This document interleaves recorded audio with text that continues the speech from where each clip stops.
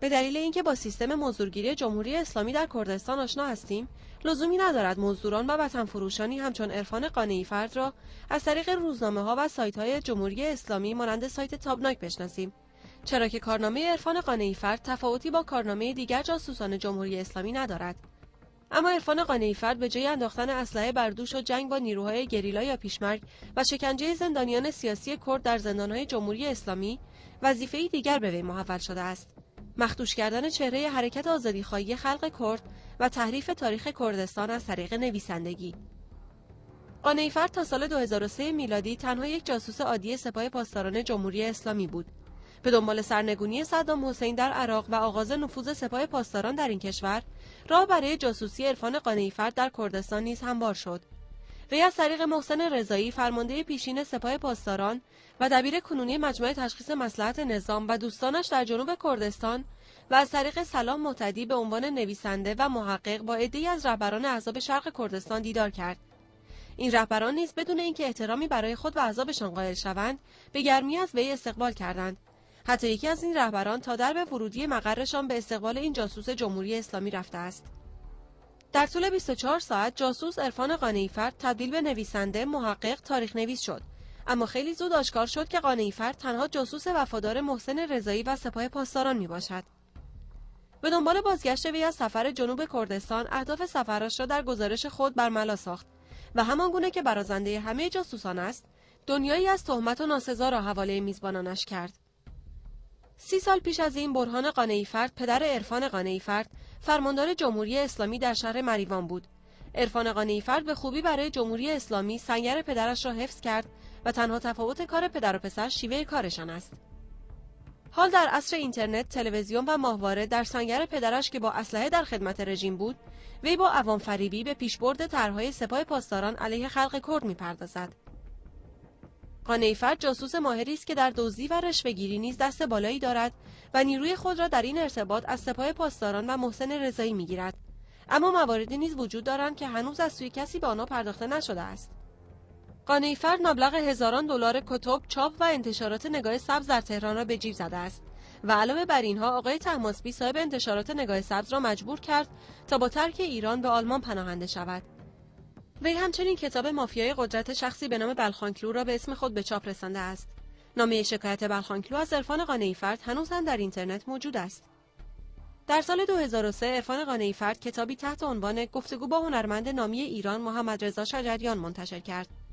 به دنبال انتشار این کتاب، محمد رضا شجریان در روزنامه همشهری اعلام کرد که هرگز مصاحبه‌ای با عرفان قانعی‌فرد نداشته است و فقط یک دیدار سرپایی با وی داشته و همه آنچه را که در کتاب منتشر شده بود کذب محض خواند.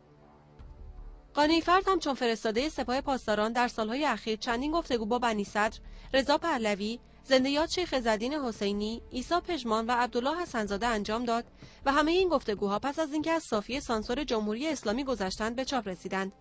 البته چاپ این گفتگوها واکنش مصاحبه شدگان را با خود به همراه داشت. برای نمونه عبدالله حسن‌زاده اعلام کرد که آنچه قانعی‌فرد تحت عنوان گفتگو با وی به چاپ رسانده هیچ سنخیتی با اصل گفتگو ندارد و قانعی‌فرد از زبان وی به نشر اکاذیب پرداخته است. در واقع سپاه پاسداران بر اساس ذوق و سلیقه خود این گفتگوها را چاپ و منتشر می‌کند. البته همه اینها اتفاقی نیست که قانعی‌فرد عضو مرکز اسناد جمهوری اسلامی ایران است و از نزدیکترین همکاران روح الله حسینیان رئیس آن زمان این مرکز است که قبلا وزیر وزارت اطلاعات جمهوری اسلامی بود و نوشته‌های قانعی‌فرد در رابطه با کرد و کردستان در سایت تابناک متعلق به محسن رضایی، دبیر کنونی مجمع تشخیص مصلحت نظام به چاپ می‌رسند. دیگر وظیفه قانعی‌فرد که از سوی سپاه پاسداران جمهوری اسلامی به وی محول شده است، تهمت و افترا به رهبران خلق کرد است. وی در جایی می‌نویسد که این حزب دموکرات کردستان ایران بود که قاسم نور را به کشتن داد. در رابطه با مصطفی بارزانی نیز می‌گوید بارزانی جاسوس انگلیس بود که بر اساس درخواست این کشور به جمهوری کردستان پیوست. وی از توهین به رهبر کرد قاضی محمد نیز هیچ ابایی ندارد و حزب حیات آزاد کردستان پژاک و حزب کارگران کردستان را تروریست می‌خواند. قانعی‌فرد با پیشنهاد سپاه پاسداران وظیفه گرفت تا زندگی جلال طالبانی رئیس جمهوری کنونی عراق را به رشته تحریر درآورد. در این مدت علاوه بر دریافت $500,000 این جاسوس سپاه پاسداران جمهوری اسلامی با هلیکوپتر نیروهای آمریکایی به منطقه سبز بغداد برده میشد تا با جلال طالبانی دیدار کند.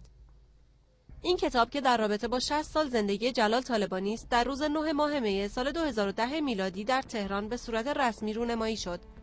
یعنی درست همان روزی که فرزاد کمانگر، نویسنده و معلم محبوب خلق کرد، همراه با همرزمانش توسط سپاه پاسداران جمهوری اسلامی اعدام شدند.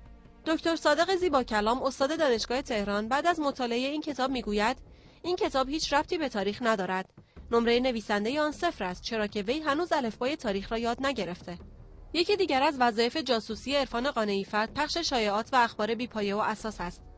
در سال 2002 میلادی در ایران اعلام کرد که با هنرمند کرد مظهر خالقی به توافق رسیدند که به ایران برگردد و حتی گفت کسانی خالقی را در تهران دیدند.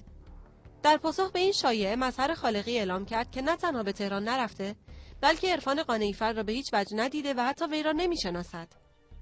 قانعی‌فر تاکنون با اسامی مختلف در مکانها و تلویزیون‌های گوناگون ظاهر شده و به دروغ پراکنی پرداخته است، اما باز در تهران و در جوار محسن رضایی و سپاه پاسداران سر درآورده است.